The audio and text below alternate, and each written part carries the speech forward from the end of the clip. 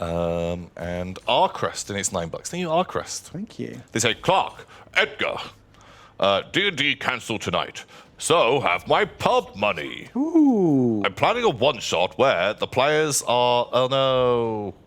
Did you delete it? I didn't. I pressed nothing.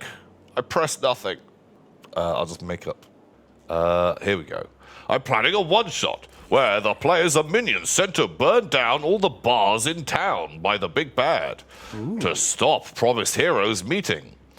Any fun names off the top of your funny heads? Man, names are hard.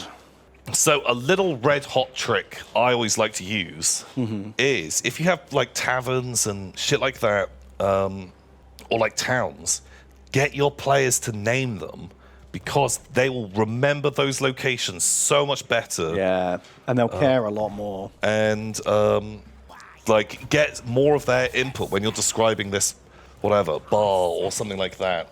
And they'll come up with some ideas that you would never have thought of. And I find that works really well, personally, for me. That is good advice. Buttstown and Fartsville. They could be that. Barry McBarface, maybe. I feel like these players maybe not are super invested in your campaign. If that's the plan. To be honest, they should probably get bored of that for the first 3 or 4 times, right? As long as you don't visibly get annoyed by it, they will eventually just get bored of that. Yeah. But if you're clearly like exasperated by it, that joke will never get old. That's true. Or in turn, you could try playing with, above 12-year-olds. Maybe. Well, that's probably a bit rich for us to call people out for. C-3PO is that was rich, strong lore. That was clearly just in the... that was already in it. We were just interpreting. Translating for the layman. Otherwise, do you have a fun bar name? I don't know. Depends. What's the setting? Is it like a D&D? Fantasy. Like generic fantasy setting? I always like the idea that there's some kind of like relic type item that's not that fancy that is the shop's named after.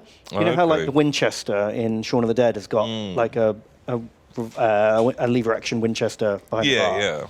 So it's like the old I don't know. The crossbow. The crossbow. No, something more interesting than that. Like the lucky anchor, and they've got this old anchor from a boat that. I like this. It ran aground in the village, and it was like all the crew were dead, but it was full of like loot. And the village came down; they were all starving that year. But the boat full of food, the ghost ship that ran aground because of the anchor that like ripped it into the bay. And to immortalize that event, they have the old anchor up on the tavern. Love it. That's a cool little backstory for a pub. I'm into it. There you go. And then that sort of fleshes out the town a bit. Yeah. And you remember that place then, right? I'm into it. I like that one a lot. The Fat Goose. The Ginormous Bucket. Then the players might think it's like an enchanted magic anchor because everyone in the town reveres it as it saved the village in the winter of '69. And so one of them might try to steal it. And then they've got to lug around this fucking enormous heavy anchor. Okay. And then you sort of infer that, there is something magical about it. So they want to... And then it's just this fucking anchor around their neck for the rest of the thing as they're dragging it around or something, I don't know. But the real magic was the friends the anchor made along the way. The real magic was the angry mob that chased you out of town when you stole the anchor. Yeah, okay, boom. The anchor. I love it. I like that one. The sad cat. And it has a bad taxidermy, depressed-looking cat in it. Instantly, that's funny. Instantly, that's a good one. The anchor is enchanted to be even heavier. That's fucking hilarious. Yeah, because maybe the boat was a huge boat and that anchor wasn't like strong enough. Yeah. So they enchanted this anchor. That's a great. That's what the magic spell is. Because it makes so much sense. I'm into it. So yeah, if anyone does detect magic, like, oh yeah, definitely. Man, it really definitely does have magic on it. And fuck me, this thing is heavy. It's such a strong magical essence coming off this field. Yeah. That's great. I feel like weighed down by the amount of magic in this thing. Yeah, that's a good spell. Perfect. The Phoenix, but it's a chicken charm to look like it's on fire. Kind of fun. The Jammy Dodger, but it's named after a guy covered in jam. Okay. The Running Eagle was one that your players came up with. Kind of like that. There was a... Oh, there's a tavern name generator. I was just trying to find... There was... Here we go.